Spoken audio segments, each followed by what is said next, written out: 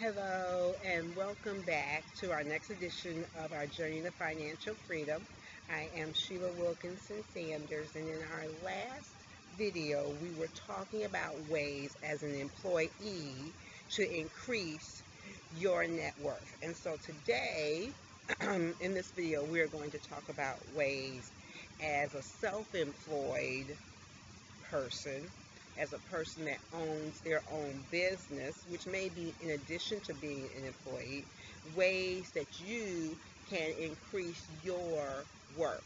I always, each year with my real estate brokers, with my real estate company, each year we ended the year, started the year with our retreat, and on our one-on-ones we talked about individual goals for the coming year. And one of the exercises that I always had everyone do was to tell me what they felt they were worth. Not how much they were worth, but how much they felt they were worth. And then we went back and we looked at their numbers from the previous year and determined what they actually were worth at that point in time. Now, one of the things with being self-employed, and for those of you that are self-employed know this very well, is that you work a lot more hours than an employee works. And there's many reasons for that. One of the reasons is because there's no one else to do it but you. The other is that you're just driven because it's a little different than being an employee where, every Friday or every other Friday or on a specific timetable, you get a paycheck. As a self-employed, if you don't work, you don't get paid. I have a very dear friend that always talks about that, about, the importance of her time, which is so critical because time is the one resource that you can't get back. Once it's gone, it's gone. You can't get that back. So, it's always good to understand where you are right now so you can understand where you're going. So once you determine what your worth was from 2015, now you want to look at how you got there. So go back and look at your numbers from 2015. Look at where you were successful. What transactions happened? What time of the year was it?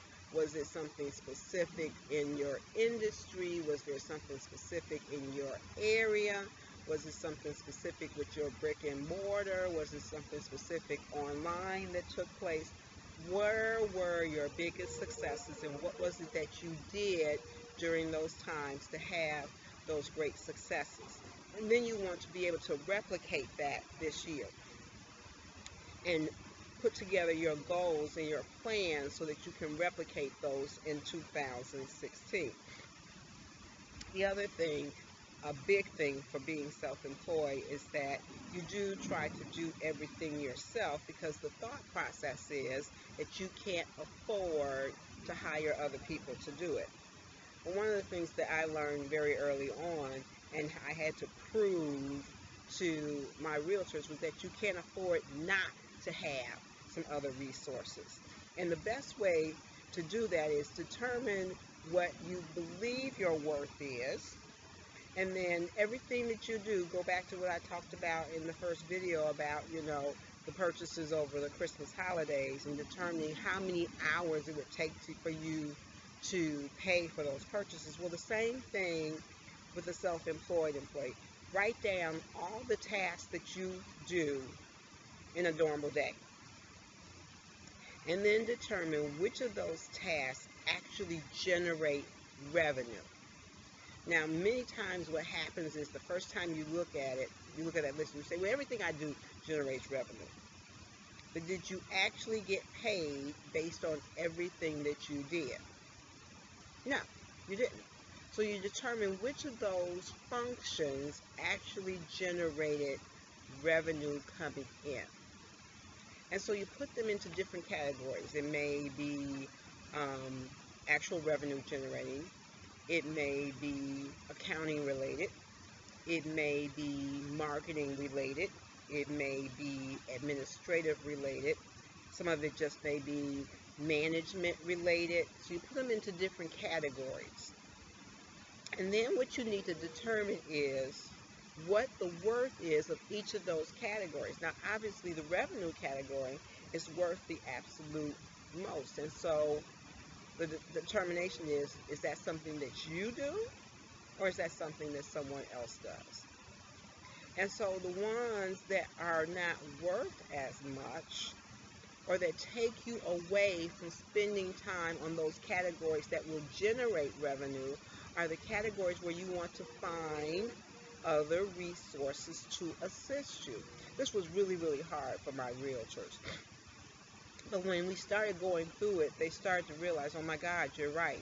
I can't go out and find more clients or help more clients because I'm spending all this time on this administrative stuff.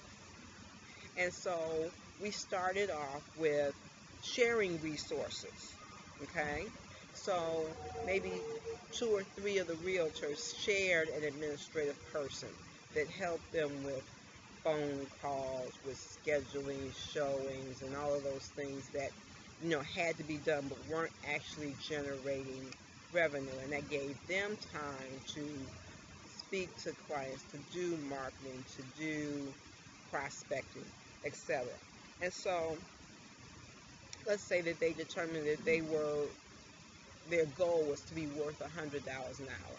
Well, they figured that they ended up paying an admin for a whole 8-hour day less than what they were worth an hour. So it made perfect sense for them to have an admin that freed up their day, that gave them more time to do marketing, to do promoting, to spend time with clients, building relationships, etc., etc., etc. So that's one of the things that you have to do in order to grow your business. You have to understand that you can't operate in a vacuum.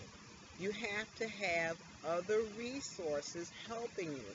And so what I want each of you to do is to determine, number one, what type of resource or resources you need to have, and then start to get those resources. Some of them you may be shared resources. Some of them may be virtual resources.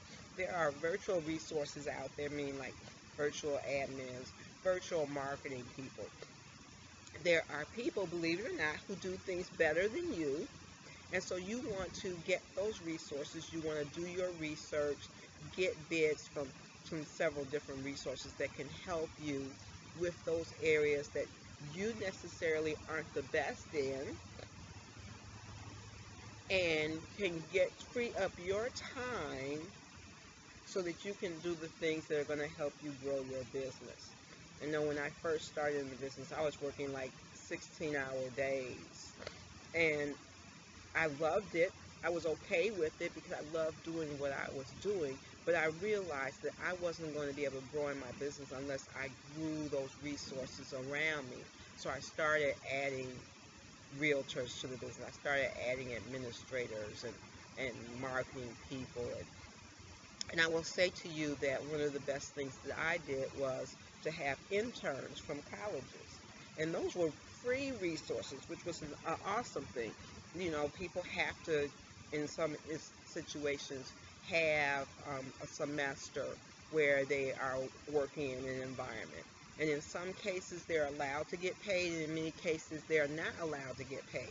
But every semester, I had anywhere from 1 to 4 interns in my office that were working on marketing things, that were working on social media, that were working on IT type things, that were working on administrative things.